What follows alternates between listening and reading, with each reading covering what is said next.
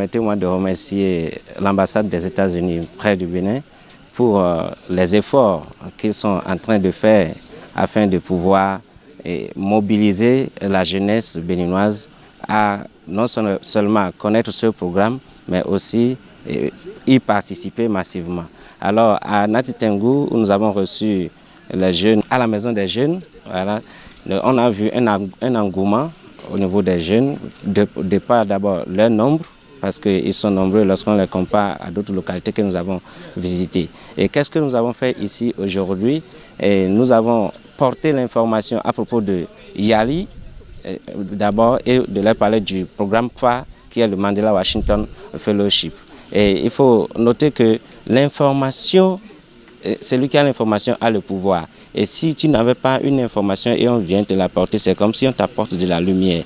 On a découvert aujourd'hui qu'il y a des gens qui n'ont toujours pas entendu parler du programme. Donc on est venu leur parler du programme et aussi leur parler des différentes astuces, comment il faut s'y prendre pour pouvoir postuler et faire partie des meilleures sorties de la masse pour pouvoir donc bénéficier des avantages de ce programme. Donc au niveau après les présentations, donc, ils ont posé des questions très intéressantes qui nous ont également permis de pouvoir leur donner les astuces, comment il faut préparer ton CV, comment il faut valoriser ce que tu fais, même si ce que tu as eu à faire dans le passé, tu n'as pas été payé pour ça, ça a une valeur qui dépasse l'argent que tu peux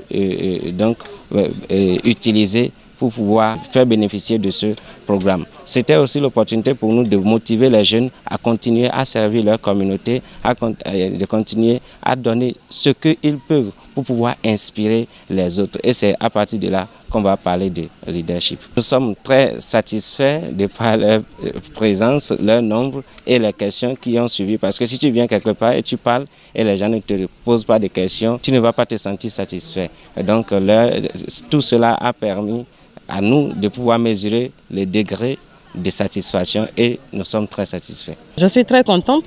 C'est vrai que j'entends parler du Mandela Yali Washington Fellowship, ça fait déjà quelques années.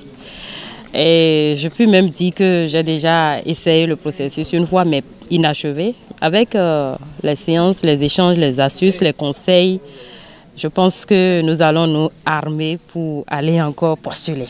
Nous sommes à Nati Tengou, mais moi j'ai quitté Boukombe pour venir. J'ai fait environ 50 km pour venir parce que la séance était importante pour moi. C'est très important parce que nous avons, je dirais, des pépinières de leadership qui ont besoin d'être renforcées pour plus d'impact dans la communauté.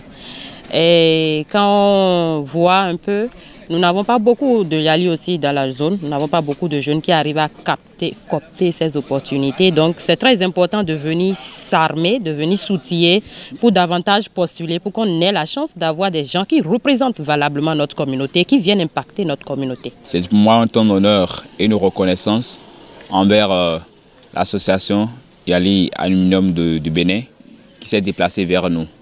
Et c'est heureux de reconnaître votre engagement parce que cela nous a permis à nous d'avoir des informations par rapport à Yali. Jusqu'à un passé récent, on pensait que Yali Bénin ou Yali international n'était fait que pour les leaders, pour les surdoués. Mais avec ce que nous venons d'avoir comme science d'information, c'est une opportunité qui est ouverte à tout jeune, à tout citoyen engagé qui apporte des changements dans sa communauté, peu importe son domaine d'intervention. Et c'est pour moi une occasion aussi de remercier le groupe, de remercier l'association qui s'est déplacée jusqu'à Nati Tengou. Vu d'abord la distance, vu la route, vous avez accepté quand même apporter des informations à cette jeunesse qui se sent parfois oubliée par tout ce qui se fait parce qu'on a tendance à croire que tout s'arrête à Boycon ou tout s'arrête au plus tard à Dassa. Voilà, mais avec votre arrivée à Nati Tengou, c'est une preuve que désormais la jeunesse du Nord Bénin aussi peut compter sur le soutien de ces aînés pour aller de l'avant.